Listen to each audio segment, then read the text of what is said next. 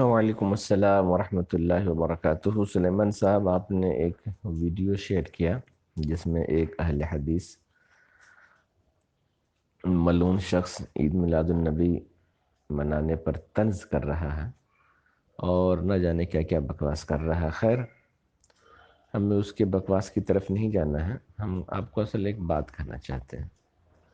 سب سے پہلی بات کہ عید میلاد النبی منانا یہ کوئی فرض واجب نہیں ہے، بلکہ ایک مستحب اور اچھا کام ہے۔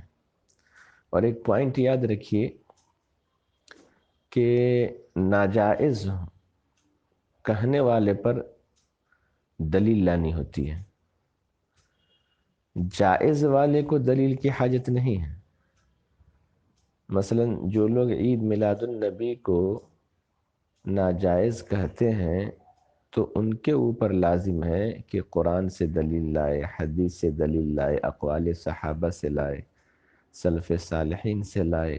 کہیں مر جائے گا کہ کہیں کبھی بھی وہ دلیل لا نہیں سکتا ہے۔ رہی بات جائز ہونے کی، تو بہت ساری چیزیں جائز ہیں، تو ہر جائز پر دلیل نہیں لائی جاتی ہے۔ جائز کام پر دلیل مانگنا یہ بیوقوفی ہے۔ جیسے ابھی یہ شخص کہہ رہا ہے، کیا صحابہ نے منایا، کیا تابعین نے منایا، کیا امام اعظم نے منایا؟ تو آپ انہیں کہیے کہ ٹھیک ہے، بہت سارا کام انہوں نے نہیں کیا، تو کیا وہ سارا کام ناجائز ہو جائے گا؟ اب خود ہی دیکھیے، صحابہ کے زمانے میں بخاری جس اب طرز میں ابھی ہم لوگوں کو جس شکل میں ہے بخاری، یہ تو صحابہ کے بعد امام بخاری نے ترتیب دیا ہے۔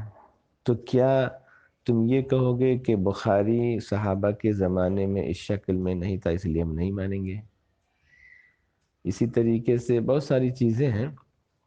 خلاصہ یہ کہ جو ناجائز کہے دلیل اس پر ضروری ہے، اور عید میلاد النبی کے اگینسٹ میں عید میلاد النبی کے ناجائز و حرام ہونے پر کہیں سے بھی یہ شخص دلیل نہیں لا سکتا ہے۔ رہی بات ہم لوگ عید میلاد النبی مناتے ہیں تو ہمارے لیے یہی دلیل کافی ہے کہ اس کے ناجائز ہونے پر کہیں بھی کوئی دلیل نہیں ہے، نمبر ایک۔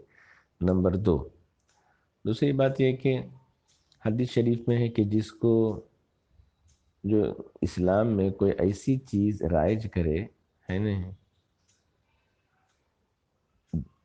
جو لوگوں کے نزدیک اچھا ہو، یعنی اس زمانے کے لوگوں کے نزدیک وہ اچھا ہو، تو اس پر اس کو بھی اجر ملے گا، اور جو اس پر عمل کرے گا اس کو بھی اجر ملے گا۔ من سنّ سنتاً حسنتاً فلہ اجر، اس طریقے سے حدیث پاک ہے۔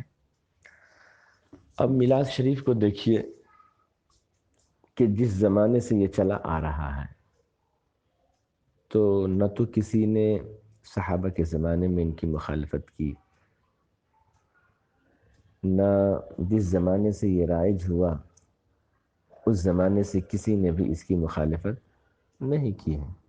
تو مخالفت نہ کرنا اور علماء اور عوام کا اس پر متفق ہونا، یہ اس بات کی دلیل ہے کہ یہ اچھا کام ہے۔ تو جو اچھا کام ہو اس پر دلیل طلب نہیں کی جاتی ہے۔ اب بات تو بہت ہے، یہ کبھی کہتا ہے کہ بس 2 عید ہے، حالانکہ 2 عید نہیں ہے۔ میرے آقا علیہ السلام نے جمعہ کو بھی عید کا دن قرار دیا ہے۔ ان ھذا اليوم ای یوم الجمعہ جعلہ اللہ عیدا للمسلمین، کہ جمعہ کا دن مسلمانوں کے لیے عید کا دن ہے۔ تو 2 میں جو محدود کیے ہیں وہ تو 2 ختم ہو گیا، سال میں تو 52 جمعہ ہوتے ہیں۔ اسی طریقے سے یوم عرفہ کو بھی عید کہا جاتا ہے۔